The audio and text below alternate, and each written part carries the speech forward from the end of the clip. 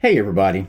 Before we get started with today's video, don't forget you can become a member to the channel right here on YouTube for just 99 cents.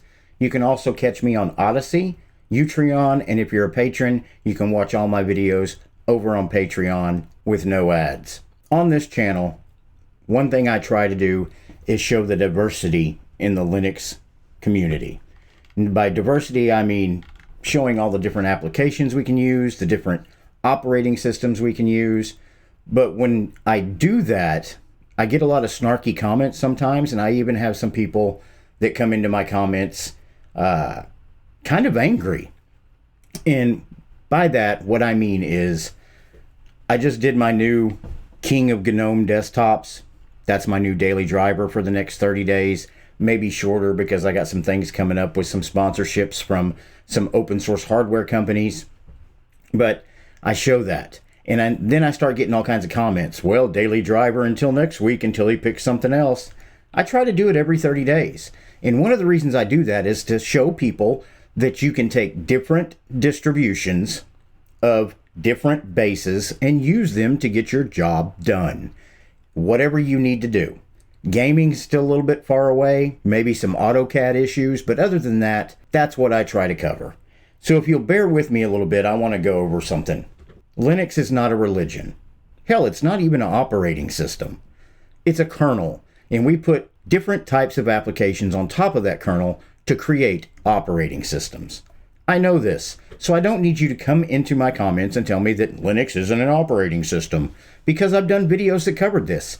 Hell, I did one not too far back explaining to people exactly what the kernel is. So what I get is some people that watch one or two of my videos and then they make a decision on what this channel is all about. Now, let's start off with Debian. You've got Debian Linux. It's the godfather of Linux. It really is. It's been around forever, and it's a great operating system. It lets you get things done. It lets you do your job and get your work completed. Now, what I do get from people is Debian's the best. Debian's the only one anybody should ever use. It's always stable. It's always compatible. You don't have to worry about it. I can't disagree with that. It is. It has older packages on it. Some people don't like older packages. Some people want newer packages. This is where the free is in freedom mantra, I think, gets a bit muddled. Because, yes, it is a free operating system. But at the same time, Linux in and of itself is free as in freedom, which gives you the freedom to do whatever you want or accomplish whatever you want on a specific operating system. So that way, when I do different distros that are based on Debian, I get all these snarky comments. Just use Debian. Well, no. Some people don't want to just use Debian. Some people don't like the way Debian looks. And then I get comments, looks don't matter as long as it works. For some people in the Linux community, looks matter. They like ricing their operating systems. They like making them look a specific way. They like customizing. As in some other cases, some people don't like customizing. That's free as in freedom. Free for you to do what you want. Not just free as in free. People get those mantras confused. So then we step up and we go to Ubuntu. You get to Ubuntu, what do I get? If you're going to use Ubuntu, why don't you just stay on Debian? Ubuntu's different. Ubuntu's got a different business model.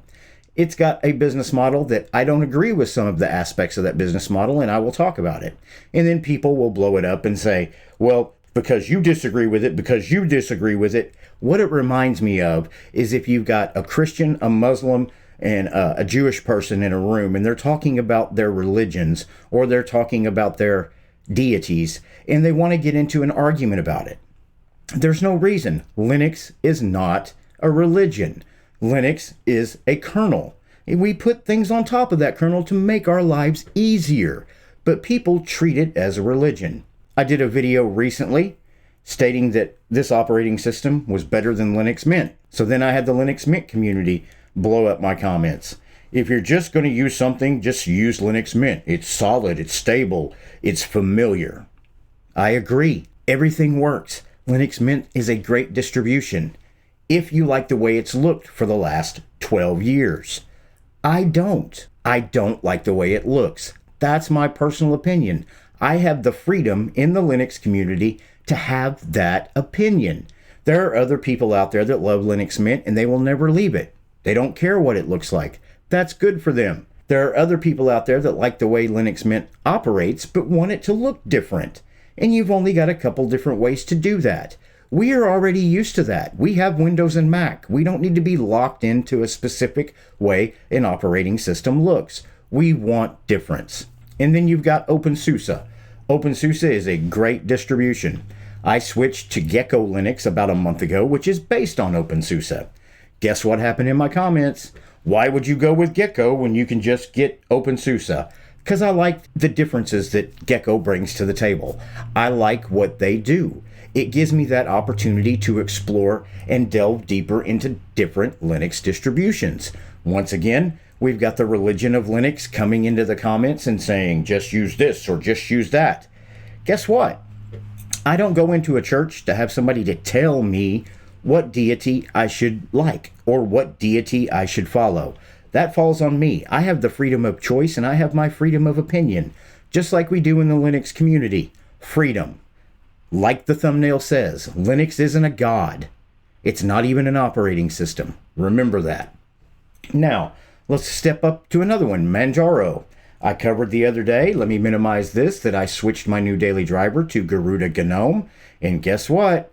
Why would you go with Garuda? Just go with Manjaro. It's lighter. It's not bloated. It runs better. It's been around for a little longer. It's got better backup. It's got better support in the forums.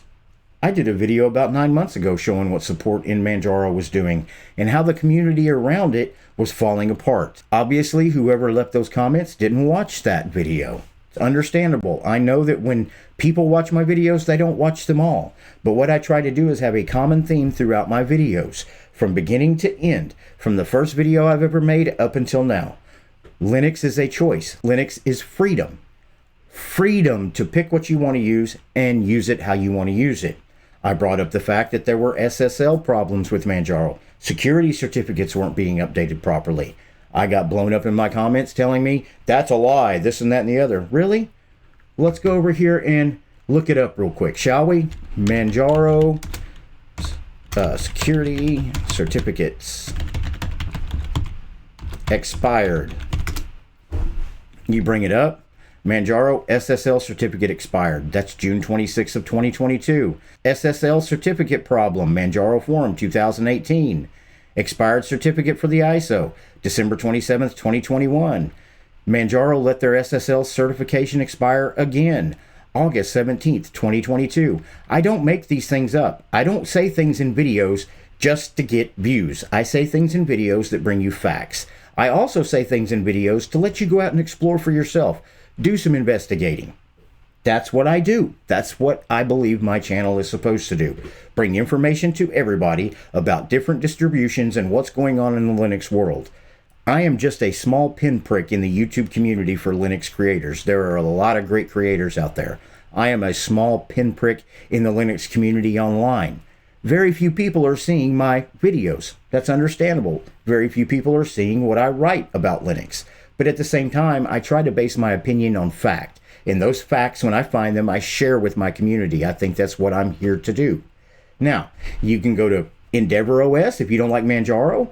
When you bring up Endeavor OS, then I get my comments blown up. Well, there's no way you can paymac this and download it. You have to use the terminal, or this is the only way to use any kind of Arch distro is terminal only, terminal only, terminal only. That's not the case. There are people that want to use Linux but don't want to learn the terminal. Or there are people that want to use Linux and at the same time learn the terminal as they go. They can do that. They can do that with Endeavor. With a small couple command lines, you can install paymac on Endeavor and move forward. So I don't need people telling me in my comments, putting paymac on Endeavor is sacrilege and this and that and the other. It's not a religion. It's a kernel. Linux is a kernel. We build an operating system on top of it. Same thing with Garuda. Garuda Linux. Why in the hell would you pick Garuda Linux? It looks horrible. Dragonized Edition looks too cartoonish for me. Great. You don't have to use it. Don't go into the settings. Don't download a different set of icons or change the Windows settings and make it look a little different. It's a great operating system. The look of it shouldn't matter because it's on KDE and you can change it. I went to GNOME. It's got a subdued look. I pointed that out the other day in my video, but nobody seems to want to talk about that. There are so many different ways. Now, here's another thing you run into. Manjaro, Garuda, Endeavor. Look, if you're not using Arch, it's not Arch. If it's built on top of Arch, it's not Arch. If it's not Arch and you don't install it by command line and do this way and build from binaries, blah, blah, blah, and this and that and the other. The Arch community too. I love the Arch community. They're great. I can build Arch Linux from command line. I don't need to download a different distribution. But when you got 2 different jobs and you're running a YouTube channel, you don't have time to do that. Not to mention I'm a single father of 5 kids. You don't have the time. But what people do is they try to take their experience with Linux, them by themselves in their own little bubble, and how they did it. And if you don't do it the same way they do, that's sacrilege. You can't. Linux is not a god. Linux is not a religion. Linux is not even an operating system. It's a kernel. We build on top of it.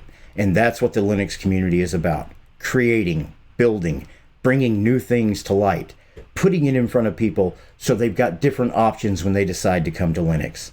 That's what it's all about. I hope I didn't rant too much. And if you agree or disagree with me, I know you're going to blow me up in my comments. Let me have it. Free as in freedom is what we're here for. Free as in free is a bonus to that. I hope people understand that, and I hope people know where I'm coming from on that. And like I said, if you agree or disagree, leave that in the comments below. Please do me a favor before you leave today. Please like, subscribe, or follow my channel.